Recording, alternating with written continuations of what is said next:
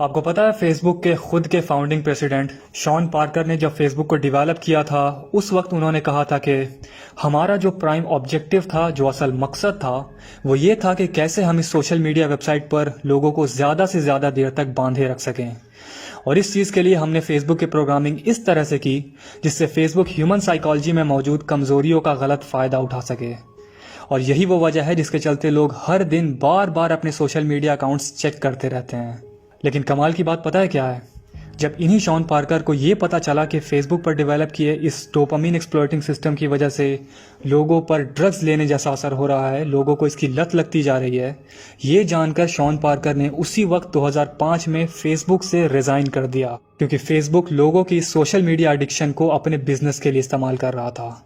और आज के वक्त में फेसबुक के साथ साथ कई सारे सोशल मीडिया ऐप्स इस ब्रेन हैकिंग के मेथड का इस्तेमाल लोगों को अपने ऐप्स से एडिक्टेड बनाने के लिए कर रहे हैं, ताकि लोग अपना ज़्यादा से ज़्यादा वक्त अपने फ़ोन पर इन ऐप्स पर बिताएं। Thought process that went into building these applications, Facebook being the first of them to really understand it. That thought process was all about how do we consume as much of your time and conscious attention as possible. अब जाहिर सी बात है कि आपके पास ये सवाल ज़रूर होगा कि आखिर कैसे एक ऐप इंटेंशनली लोगों को सोशल मीडिया से एडिक्टेड बना सकता है। इसका जवाब है डोपामीन के ज़रिए। अब ये डोपामीन क्या है? डोपामीन एक्चुअली एक केमिकल है जो कि आपके ब्रेन्स में न्यूरॉन्स के ज़रिए रिलीज़ होता है। अब आपको ये समझना होगा कि जब भी आपके ब्रेन में ये डोपामीन रिलीज़ होता है तो ये डोपामीन आपको एक प्लेजर और सेटिस्फैक्शन की फीलिंग करवाता है। और ये डोपामीन रिलीज़ कब होता है? ये तब रिलीज़ होता है जब एक इंसान शराब या ड्रग्स जैसी चीज़ें कंज्यूम करता है। असलियत यह है कि ड्रग्स लेने के बाद इंसान को जिस मज़े का, जिस प्लेजर का एहसास होता है वो एक्चुअली उस वक्त उसके ब्रेन में भारी मात्रा में डोपामीन के रिलीज़ होने की वजह से मिलता है। अब एक बार जब उसके दिमाग में डोपामीन रिलीज़ होता है तो उसका ब्रेन दोबारा उसे मोटिवेट करता है कि वो फिर से ये नशा करे, ताकि दोबारा डोपामीन रिलीज़ हो और आपको फिर से उसी प्लेजर या मज़े का एहसास हो। वो शख्स दूसरी बार ये नशा करता है, फिर तीसरी बार, फिर चौथी बार। इसी तरह से उसकी ये डोपामीन की भूख बढ़ती चली जाती है और वो ख़तरनाक से ख़तरनाक नशा करता चला जाता है। साफ शब्दों में वो एक ड्रग एडिक्ट बन जाता है। अब इससे आप समझ सकते हो कि किसी चीज़ की लत लगने के पीछे डोपामीन का कितना बड़ा रोल होता है। सवाल आता है कि इसका सोशल मीडिया से क्या कनेक्शन है? तो मैं बता दूं कि कनेक्शन है और बिल्कुल है, क्योंकि खुद फेसबुक के वाइस प्रेसिडेंट और फाउंडिंग प्रेसिडेंट दोनों ने ही ये क्लियरली बताया है कि ये सोशल मीडिया कंपनीज इंटेंशनली अपने यूजर्स के ब्रेन को टाइम टू टाइम एक डोपामीन डोज देती रहती हैं ताकि यूजर्स को उनके सोशल मीडिया ऐप्स की लत लग जाए। And that means that we need to sort of give you a little dopamine hit every once in a while. So we want to psychologically figure out how to manipulate you as fast as possible and then give you back that dopamine hit. We did that brilliantly at Facebook. Instagram has done it. WhatsApp has done it. Snapchat has done it. Twitter has done it. पर मुद्दे की बात यह है कि आखिर कैसे कोई ऐप आपके ब्रेन में मौजूद न्यूरॉन्स को डोपामीन रिलीज करने पर मजबूर कर सकता है। तो आइए मैं आपको इसका जवाब देता हूँ। ये साल था 1980, जब कैम्ब्रिज यूनिवर्सिटी में मौजूद एक न्यूरो साइंटिस्ट जिनका नाम प्रोफेसर वुल्फ्रम शुल्ट्ज था, उन्होंने एक एक्सपेरिमेंट कंडक्ट किया ये जानने के लिए कि आखिर वो कौन कौन से साइकोलॉजिकल कंडीशंस हैं जिनके जरिए एक इंसान के दिमाग में डोपामीन के रिलीज को ट्रिगर किया जा सकता है। और इस एक्सपेरिमेंट में जिन बातों का पता चला वो आज इन टेक कंपनीज के लिए एक पैसे कमाने का जरिया बन चुका है। एक्सपेरिमेंट में ये पाया गया कि जब भी हम इंसानों को किसी काम या किसी टास्क को पूरा करने पर एक रिवॉर्ड मिलता है तो उस वक्त हमारे ब्रेन में मौजूद न्यूरॉन्स डोपामीन को रिलीज करना शुरू कर देते हैं, जिसकी वजह से हमारे ब्रेन पर एग्जैक्टली वही असर पड़ता है जैसा असर कोई नशा करने के बाद पड़ता है। और इंसानी दिमाग की इसी कमजोरी का गलत इस्तेमाल ये टेक इंडस्ट्रीज आपको मेंटली एक्सप्लॉइट करने के लिए कर रही हैं। ये सोशल मीडिया ऐप्स आपको फंसाए रखने के लिए जानबूझकर लाइक्स, कमेंट्स और व्यूज के सिस्टम का इस्तेमाल किया करते हैं, क्योंकि जब आप इंस्टाग्राम, स्नैपचैट या टिकटॉक पर एक फ़ोटो या वीडियो पोस्ट करते हो और जब आपके पोस्ट पर एक लाइक या कमेंट या व्यू आता है तो यही लाइक या व्यू आपके ब्रेन को एक रिवॉर्ड मिलने की फीलिंग देता है और यही रिवॉर्ड मिलने की फीलिंग आपके ब्रेन में डोपामीन रिलीज को एक्टिवेट कर देता है। और यही वजह है कि एक पोस्ट करने के बाद आप बार बार अपने सोशल मीडिया अकाउंट्स चेक करते रहते हो अपने पोस्ट पर लाइक्स देखने के लिए, व्यूज़ देखने के लिए, कमेंट्स देखने के लिए, क्योंकि उन्हीं लाइक्स और व्यूज़ को देखकर आपके ब्रेन में डोपामीन रिलीज हो रहा होता है जिससे आपको प्लेजर और मज़े का एहसास होता है।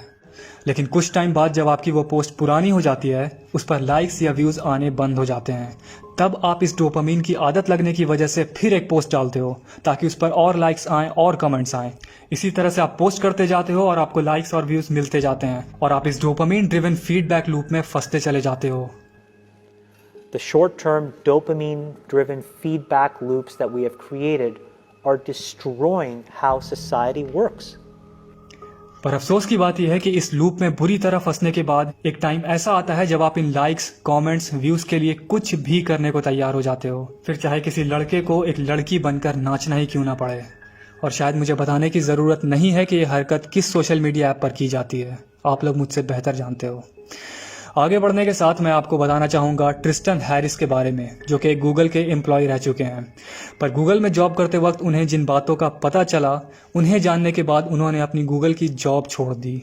एक इंटरव्यू में ट्रिस्टन हैरिस बताते हैं कि सिलिकॉन वैली में मौजूद ये टेक कंपनीज जाने अनजाने में पैसे कमाने के चक्कर में लोगों की डेली लाइफ और उनके सोच और समझ पर मनचाहा असर डाल रही हैं।